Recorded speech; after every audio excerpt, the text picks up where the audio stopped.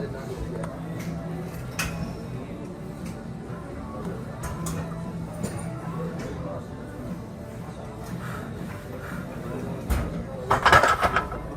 guys, Basement Breakdown here. Here's our official picks for tonight's fight night. Let's go, guys. Hey guys, Basement Breakdown here. We are back with a new video. Before we talk about UFC 318 and anything else, I just want to say that UFC Nashville went really well. We went 10 for 12 on our overall picks on the card. The only two we got wrong were Chitty and Jaquani versus Jake Matthews. Jake Matthews ended up submitting Chitty. And we got Kennedy and Jaquanu wrong versus Walter Walker. Walter Walker looked very impressive. It's nice to see a heavyweight prospect. But everything else went as planned. So I'm very happy with the way we did for UFC Fight Night, Lewis versus Taliesin Teixeira. We also predicted the Derek Lewis knockout in the first round. If you guys saw my prediction videos, then you know that. But we have some other things to talk about, so let's get into it. Stand our ground, yeah. Sometimes don't step back and throw the shot. Don't even go forward and throw the shot. Stand your base. To have a run out, yeah. Hey, hold that. Hey guys, before we go into UFC 318, I thought it was worthy to mention Conor McGregor. This is because he's been in the news as of late, being this week. He's attached a weight to his manhood. He's been sending dick pics. He's been seen on the beach with random women. I don't know if this is a cause for concern because this seems like normal behavior to me for the notorious one, but you guys let me know how you feel about this whole situation regarding Conor McGregor as of late.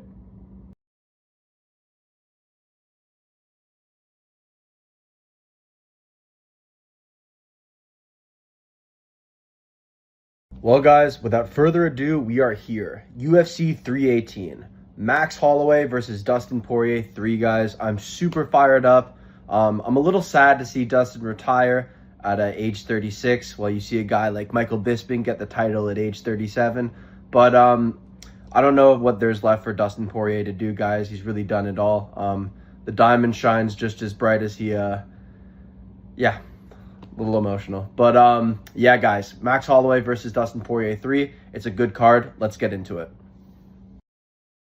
All right, guys, let's get it started. The first fight on the early prelims, Carly Giudice versus Nicole Caleri. I got a feeling Carly Giudice is going to win this fight, guys. Carly's 26, Nicole's 28. Carly has a slight height advantage and a pretty significant reach advantage. Carly Giudice fought Eunice Duben. Carly knocked Eunice out in the first round her last time out. And before that, she fought Gabriela Fernandez. That was a very close fight. And honestly, you could argue that Carly Giudice won that fight, but regardless, Gabriela Fernandez is a very good opponent. She beat Wang Kong. I rate Carly Giudice's most recent fight over Nicole's most recent fight, where like she had a very close fight, Nicole, with Ernesta Karakate, which arguably she could have lost. I'm going with Carly Giudice in this fight, guys. I think that the 4-2 record is a little deceiving if that's just what people are looking at. I think Carly Giudice will win a unanimous decision over Nicole. So that's how we're going to start off the card, guys. Let's get it. All right, guys. Our next fight of the night is Bruno Ferreira versus Jackson McVeigh. Jackson McVeigh was supposed to fight against Cedricus Dumas. Cedricus Dumas couldn't get rid of the ankle monitor in time, or he couldn't get a court order to at least. So, Bruno Ferreira steps in. He was supposed to fight, I think, Ikram Aliskerov. So this kind of works out very nicely. Jackson McVeigh is undefeated in his MMA career, being 6-0. He's 26 years old. Bruno Ferreira is 32. Jackson McVeigh is significantly taller than Bruno, and he has a significant reach advantage. However, I really do want to go with Bruno Ferreira in this fight. I think that he does have a very good ground game. Last time out, he submitted Armen Petrosyan in the second round. I honestly didn't see that coming. Before that, he has a loss to Abus Magomedov. I would argue that Bruno Ferreira sometimes has bad fight IQ. I think that in that fight against Abus, he hurt him very bad, and if he did a couple of things differently, he could have finished that fight, but he didn't, and he got submitted.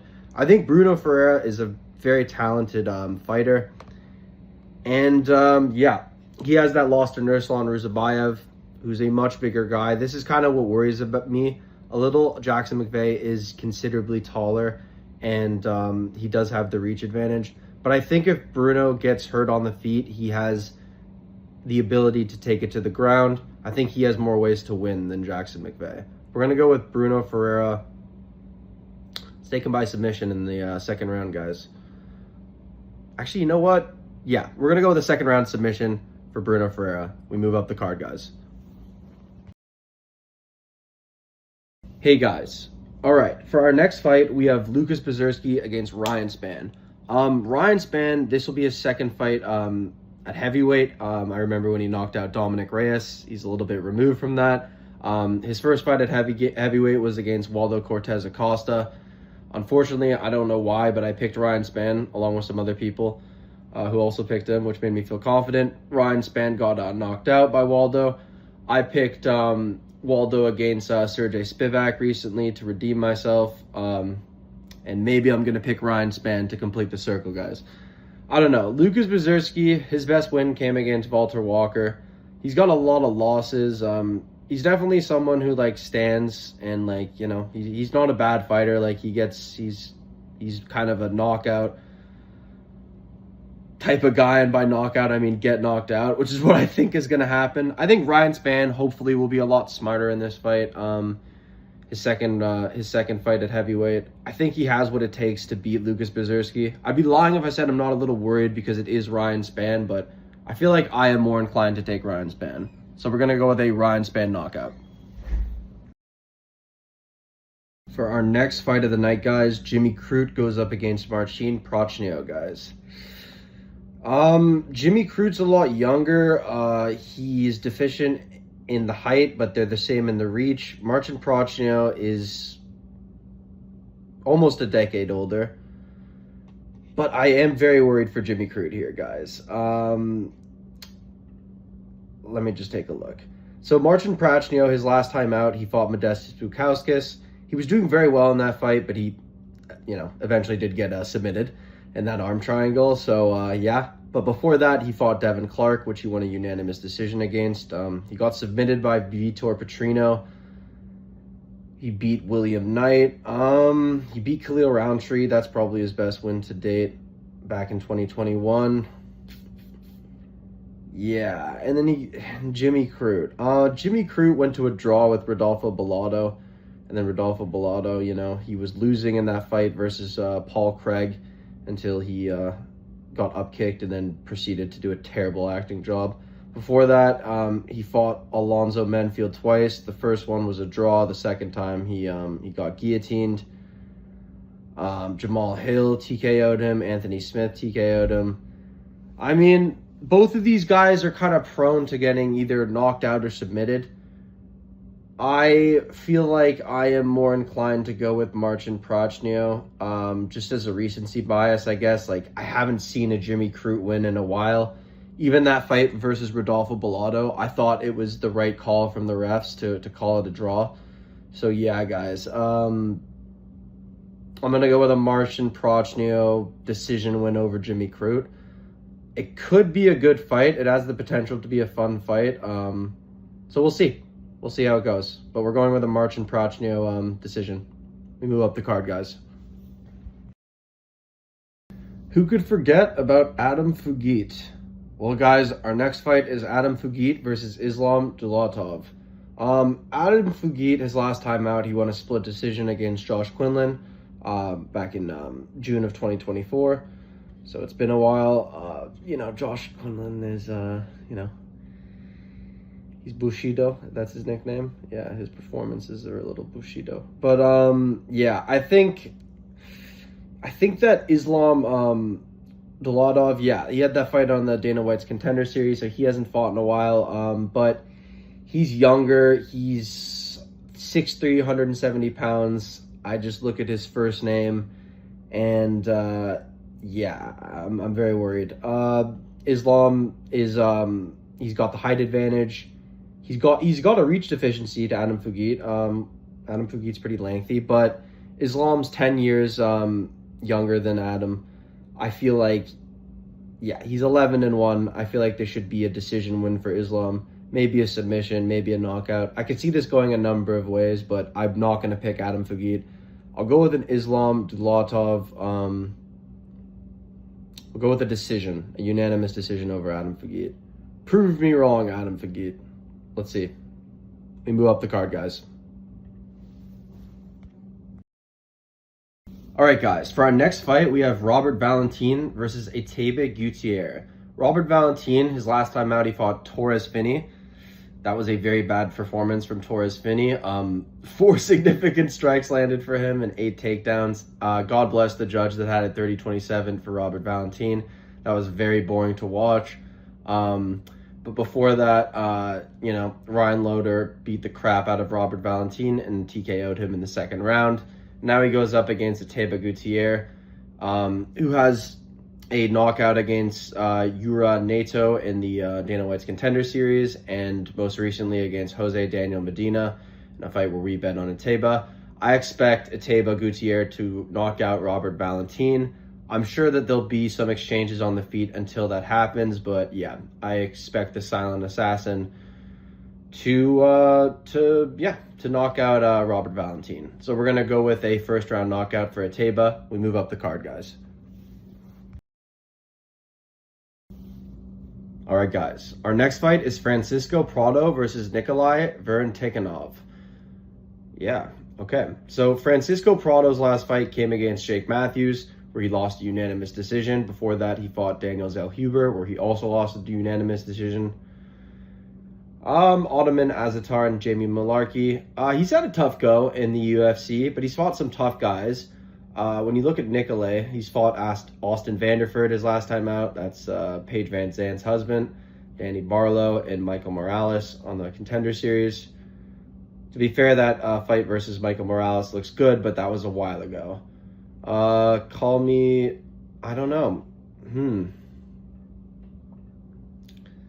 This is a tough one. I feel like Francisco Prado has the age. Well, not I think. He's 10 years younger than Nicolay. But, yeah, Nicolay has the reach and the height advantage. But I think Francisco Prado is the more talented fighter. I expect him to get this done. I think he could win this fight by unanimous decision or knockout. So I'm probably going to take him by unanimous decision over Nicolay. Yeah, I think he has more tools in his bag. I've been more impressed with his performance recently. I've been more impressed than I am with Nicolay. So, yeah, we're going to go with a Francisco Prado unanimous decision, guys. We move up the card. All right, guys. For our next fight, we have Marvin Vettori versus Brendan Allen. It's kind of hard to believe that Marvin Vettori is still ranked number 10. Brendan Allen's coming off of 2 losses, one being to Nassourdine Imavov, the other to Alexander Hernandez, Fluffy. To be fair, in both of those fights, he did take a round off of those guys. I feel like Brendan Allen is a very good MMA fighter, but sometimes he makes bad decisions. I feel like his fight IQ needs a little bit of work. He also turned around right after his last loss, I believe, and he fought Kai Baralho in Karate Combat in it was like a submission. It was in grappling, and he lost. So Brendan Allen's been taking a lot of L's recently. But Marvin Vettori is no stranger to the L's either. It's been a while since he's won. The last time he won was against Roman Dolidze, and that was a long time ago. Since then, I mean, he hasn't fought a lot. He fought Jared Cannonier, which was a really fun fight, but he lost that fight. Most recently, he rematched Roman Dolidze, where he lost. I don't know. I do like Marvin Vettori. I think he's a fun fighter, and I'm excited to see this fight. I'm kind of surprised that they haven't matched these two up earlier in their careers. But I feel like I'm more inclined to pick Brendan Allen. I hope he has really thought about his MMA career and what he wants out of it and decides to, make better choices in the fights. But I feel like he'll be able to deal with Marvin Vettori. I do think very highly of Brendan Allen. He's gone up against a very high level. He's gone up against some of the best guys in the division as of late. So I think that he can defeat Marvin Vettori. So we're going to go with a Brendan Allen decision over Marvin Vettori. I think it'll be fun, competitive. We'll see, guys. We'll see. But I am taking Brendan Allen in this fight. You guys can let me know what you think. But we move up the card, guys. All right, guys. For our next fight, Kyler Phillips goes up against Vinicius Oliveira. These are both two ranked bantamweights. Vinicius Oliveira's last fight was against Saeed Nurmagomedov. Vinicius is also undefeated in the UFC. Yeah, Vinicius won a unanimous decision over Saeed. Before that, he beat Ricky Simone. Before that, Bernardo Sapage. And yeah, he's a very talented guy. He's 5'9". He's got a 70-inch reach. And yeah, Kyler Phillips, his last fight came against Rob Font. I was very high on Kyler Phillips going into the Rob Font fight. Rob Font's a very good fighter. I don't want to say he fraud-checked Kyler Phillips, but like it kind of was, kind of wasn't. I don't know. I feel like a lot of people were very high on Kyler Phillips as far as a prospect. That kind of toned it down a bit. Before that, he had beat Pedro Munoz, Raoni Barcelos, who's coming off of that win versus Cody Garbrandt. Yeah, he's beat Song Yadong. I feel like Kyler Phillips has the edge in this fight. I know Vinicius is undefeated in the UFC, but I do think, and I know that this is his toughest test to date. I think that Kyler Phillips is going to come back very hungry, and I think he's going to have a point to prove, and it'll look pretty good when he beats Vinicius Oliveira by unanimous decision. I think this will be a good fight, and they're both going to have their moments, but I feel like Kyler Phillips, if he's able to get his takedowns off on Vinicius Oliveira, which I think he'll be able to at certain points, I think he'll be able to win some of these rounds. So we're going to go with the Vinicius Oliveira loss. I was about to say win. I don't know why. Yeah, Kyler Phillips is going to win this fight. I think it's going to be a unanimous decision, guys. We move up the card. All right, guys. We move to the main card, with our first fight of the main card being Michael Johnson versus Daniel Zellhuber. Really not sure why they're doing this to Michael Johnson. Okay, so Michael Johnson coming off of a win versus Darius Flowers, and most recently versus Ottoman Azatar. I mean, like, giving him a guy like Daniel Zellhuber, who's so tall, who had that war with Esteban Ribovics, and that's the last time he fought, so he's going to be coming out very well rested and hungry. I don't know. I feel like Michael Johnson suffers against these up-and-coming prospects. Diego Ferreira. I don't know why they're not, like, putting Michael Johnson against, like, Bobby Green. Like, I feel like that's a natural fight for both of these guys. Instead of just matching these two up with just up-and-coming prospects and watching them get knocked out, come back a year later, and then hoping they win their next fight. I don't know. I feel like Michael Johnson most definitely will lose this fight to Daniel Zellhuber. I like Michael Johnson a lot. We obviously remember that Justin Gaethje fight. He's given us some wars. He's also given us a lot of heartache if you've bet on him before, but I know where I put my money, so I don't know. I'm not gonna bet on Michael Johnson for this fight, guys. We're gonna go with a Daniel Zellhuber knockout. I think it'll probably come in the first round. I hope it's not too bad. We move up the card, guys. All right, guys. For our next fight, we have Dan Ige versus Patricio Pitbull. All right, so Patricio Pitbull's last fight was against Yair Rodriguez. Pitbull's pretty old, coming over from Bellator at such an old age. He didn't look very good. He looked very gun-shy against Yair. I don't really know what else to say. He looked very old and slow. While Dan Ige, his last fight came against Sean Woodson, which was a very impressive win. Sean Woodson was favored in that fight. He had the height advantage. And it was very impressive from Dan Ige. Sean Woodson, I believe, was undefeated up until he fought Dan Ige, or like there was a DQ and maybe a draw or whatever on his record. But yeah, before that, Dan Ige fought Lerone Murphy, Diego Lopez, and he's taken rounds off of those guys, being Diego Lopez, Lerone Murphy. Diego Lopez on late notice, Lerone Murphy. He hurt him very bad. I just feel like, Dan Ige hasn't followed up sometimes after he hurts a guy. Like, he has the potential to finish a fight, and he just doesn't do it. But at the end of the day, I do think he's better than Patricio Pitbull. I think he'll probably win this fight either by a unanimous decision or a knockout. Like, I don't think that Yair Rodriguez was fighting Pitbull to knock him out. I think Yair just wanted to kind of win the fight. I think Dan Ige will be looking for that knockout. So I think Dan Ige can finish Patricio Pitbull, and I want him to. So I'm going to pick Dan Ige by finish in the second round. Hopefully his fight IQ, yeah, it looked good in that Sean Woodson fight. So let's get it, guys. We're going with a Dan Ige knockout in the second round. We move up the card.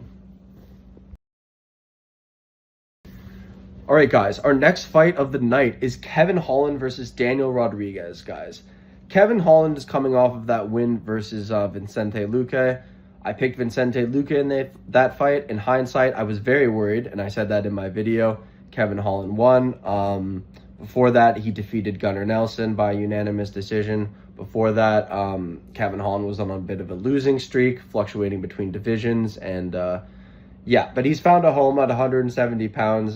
He likes it here, and this is where he performs the best. They've matched him up against, the UFC's matched him up against Daniel Rodriguez, D-Rod. I think Daniel Rodriguez was once ranked where Kevin Holland is right now, being number 14. I think that was before Ian Gary beat Daniel Rodriguez. But yeah, D-Rod's coming off of a win versus Santiago Ponzinibbio. Before that, he fought Alex Morono. And before that, he fought Kelvin Gastelum in a very close decision that I thought arguably could have gone to Daniel Rodriguez. So he could be, maybe should be on a 3-fight win streak, but he's on a 2-fight win streak against Alex Morono and Santiago Ponzinibbio, which needs to be taken into account. Kevin Holland fought Santiago Ponzinibbio a couple fights back when Kevin Holland was on his illustrious 2-fight win streak, being Santiago Ponzinibbio and Michael Chiesa. Kevin Holland was able to finish Santiago in the first round. It took Daniel Rodriguez quite a while to get him out of there, and this was later into his career. I feel like Kevin Holland will be able to take out D-Rod. I feel like it's a good matchup. It's a good striking matchup. It'll remain on the feet. But I think Kevin Holland, I feel like he's got more tools in his bag than Daniel Rodriguez, who's a good fighter. And I think it'll be a good fight. Maybe D-Rod can surprise me, but I think that Kevin Holland will be able to take this. So we're going to go with the Trailblazer. Kevin Holland by second round finish, guys. Yeah, we move up the card, guys. All right, guys. We have our co-main event of UFC 318. Paulo Costa versus Roman Kopylov. This fight's been canceled a couple times. I think the last time was Paulo Costa having to pull out. Like, he's pulled out of like 1,000 fights by this point. It seems like the secret juice is worn off, but yeah, the Eraser goes up against Roman Kopylov, who I don't know what his nickname is. Roman Kopylov's on a 2-fight win streak versus Cesar Almeida and Chris Curtis. That last time out versus Chris Curtis, I thought that was a bad stoppage. Needless to say, Roman Kopylov, if the fight went to the scorecards, he probably would have won that fight. It was a really, really fun fight. Awesome fight. But yeah, Roman Kopylov, he has losses to Carl Robinson and Albert Durev. He beat Claudio Ribeiro. He's lost to Anthony Hernandez. It's tough because Paulo Costa's gone against the best of the best. If you look at his past fights, I mean, Uriah Hall, Yoel Romero, Johnny Hendricks, Israel Adesanya for the title, Marvin Vettori, Luke Rockhold. Granted, Luke Rockhold was very old, and that's a Luke Rockhold who his most recent win has come against Joe Schilling in Karate Combat. He's fought Robert Whittaker, Sean Strickland. My thing here is Paulo Costa took some rounds off of Sean Strickland in their last fight. He beat Robert Whittaker in the first round of their fight and proceeded to do nothing and lose a unanimous decision to Robert Whittaker. But now he goes up against Roman Kopylov, who definitely hasn't fought the caliber of opponents that Paulo Costa has, or nowhere close to it. It's just that how much of that old Paulo Costa is left, because we haven't seen, like, that Yoel Romero fight was in 2019, almost 6 years ago. I don't know what to say, guys. I feel like I'm more inclined to pick Roman Kopylov for this fight. I feel like if Paulo Costa does hurt Roman Kopylov, I'm worried he doesn't follow it up. And I just think that Roman Kopylov, he's been more frequent in the octagon. He'll probably I just feel like there's something there. So Maybe if Paulo Costa's favorited, I don't know. I feel like Roman Kopylov might be a nice underdog bet. I don't think that Paulo Costa can't get it done, but I'm scared to pick him. So I'm going to go with a Roman Kopylov decision win over Paulo Costa, guys. Yeah. We move up the card, guys. And we have arrived, guys, at our main event, Max Holloway versus Dustin Poirier, the trilogy. Max definitely doesn't want to lose two trilogies in a row, considering not everyone gets a trilogy fight when they have not even, won a fight against the guy. So, but that all in hindsight needs some context. Volkanovski, the first two fights that they had were very competitive. I thought that Max Holloway won the second fight versus Volk, which is what warranted that third fight. The first fight with Dustin Poirier, obviously we know what happened. But then Max came back a little bit more adjusted to the lightweight division. He didn't look as fat. He looked more adjusted to the weight. And that was a really fun fight.